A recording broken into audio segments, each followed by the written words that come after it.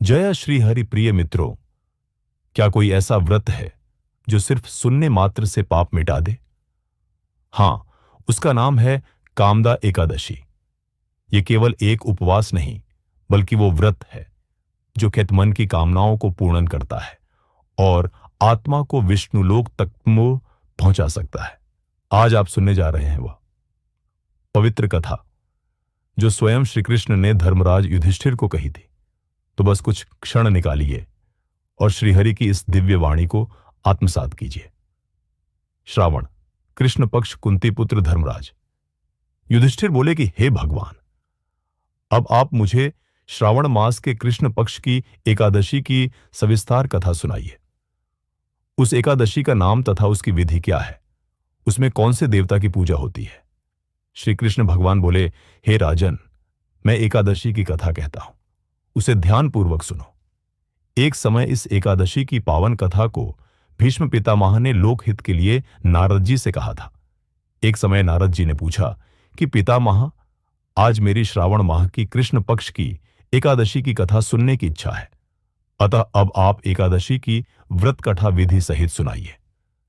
भीष्म पितामह नारद जी के वचनों को सुनकर बोले, हे नारद जी, आपने मुझसे यह अत्यंत सुंदर प्रश्न किया है। अब आप ध्यान लगाकर सुनिए। श्रावण माह के कृष्ण पक्ष की एकादशी का नाम कामदा एकादशी है। इस एकादशी की कथा के सुनने मात्र से ही वाजपेय यज्ञ का फल मिलता है। कामदा एकादशी के व्रत में शंख चक्र गदाधारी विष्णु भगवान की पूजा की जाती है।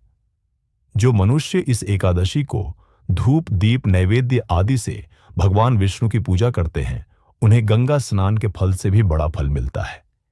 यही फल सूर्य, चंद्र ग्रहण, केदार और कुरुक्षेत्र में स्नान करने से मिलता है। श्री विष्णु भगवान के पूजन का फल समुद्र और वन सहित पृथ्वी दान करने और सिंह राशि वालों को गोदावरी नदी में स्नान करने के फल से भी अधिक होता है। व्यतिपात में गंडक नदी में स्नान करने से जो फल मिलता है, वह फल भगवान की पूजा करने से मिल जाता है। भगवान विष्णु की पूजा का फल श्रावण मास के कृष्ण पक्ष की एकादशी के फल के बराबर है। अतः भक्ति पूर्वक भगवान की पूजा न बन सके तो श्रावण माह के कृष्ण पक्ष की कामदा एकादशी का व्रत अवश्य करना चाहिए।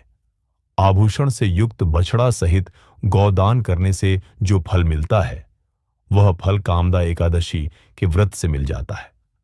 जो उत्तम द्विज श्रावण माह के कृष्ण पक्ष की कामदा एकादशी का व्रत करते हैं तथा श्री विष्णु भगवान की पूजा करते हैं, उससे समस्त वेद, नाग, किन्नर, पितृ आदि की पूजा हो जाती है। हे नारद, स्वयं भगवान ने अपने मुख से कहा है कि मनुष्यों को अध्यात्म विद्या से जो फल मिलता है, उससे अधिक फल कामदा एकादशी का व्रत करने से मिल जाता है। इस व्रत के करने से मनुष्य अंतिम समय अनेक दुखों से युक्त यमराज तथा नर्क के दर्शन नहीं करता। कामदा एकादशी के व्रत तथा रात्रि के जागरण से मनुष्य को कुयोनी नहीं मिलती और अंत में वह स्वर्ग लोक को जाता है। जो उत्तम मनुष्य श्रावण माह के कृष्ण पक्ष की कामदा एकादशी को तुलसी से भक्ति पूर्वक श्री विष्णु भगवान की पूजा करते हैं, वे इस संसार सागर में रहते हुए भी इससे इस प्रकार अलग रहते हैं जिस प्रकार कमल जल में रहता हुआ भी जल से अलग रहता है। भगवान की तुलसी दल से पूजा करने का फल 1 भार स्वर्ण और 4 भार चांदी के दान के फल के बराबर है। श्री विष्णु भगवान रत्न, मोती, मणि, आभूषण आदि की अपेक्षा तुलसी दल से अधिक प्रसन्न होते हैं। जो मनुष्य भगवान की तुलसी दल से पूजा करते हैं, उनके समस्त पाप नष्ट हो जाते हैं। हे नारद, मैं स्वयं भगवान की अत्यंत प्रिय श्री तुलसी जी को नमस्कार करता हूं। तुलसी जी के दर्शन मात्र से मनुष्य के समस्त पाप नष्ट हो जाते हैं और शरीर के स्पर्श मात्र से मनुष्य पवित्र हो जाता है। तुलसी जी को जल से स्नान कराने से मनुष्य की समस्त यम यातनाएं नष्ट हो जाती हैं। जो मनुष्य तुलसी जी को भक्ति पूर्वक भगवान के चरण कमलों में अर्पित करता है, उसे मुक्ति मिलती है। जो मनुष्य एकादशी के दिन भगवान के सामने दीप जलाते हैं, उनके पितृ स्वर्गलोक में सुधा का पान करते हैं। जो मनुष्य भगवान के सामने घी या तिल के तेल का दीपक जलाते हैं, उनको सूर्यलोक में भी सहस्त्रों दीपकों का प्रकाश मिलता है। इस व्रत के करने से ब्रह्म हत्या, ब्राह्मण हत्या आदि सभी के पाप नष्ट हो जाते हैं, और जो मनुष्य इस व्रत को करते हैं वे इस लोक में सुख भोग कर अंत में विष्णु लोक को जाते हैं। इस कामदा एकादशी के महात्म्य के श्रवण व पठन से मनुष्य स्वर्ग लोक को जाते हैं। कथासार भगवान विष्णु सर्वोपरि हैं। वे अपने भक्तों की निश्चल भक्ति से सहज ही प्रसन्न हो जाते हैं। तुलसी जी भगवान विष्णु की प्रिया हैं।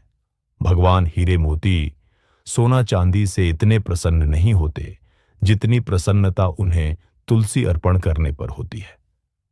यदि यह कथा आपके हृदय को स्पर्श करे तो इसे किसी एक को जरूर भेजें जो अभी जीवन में संघर्ष से गुजर रहा है। कमेंट करें, जय श्री हरि।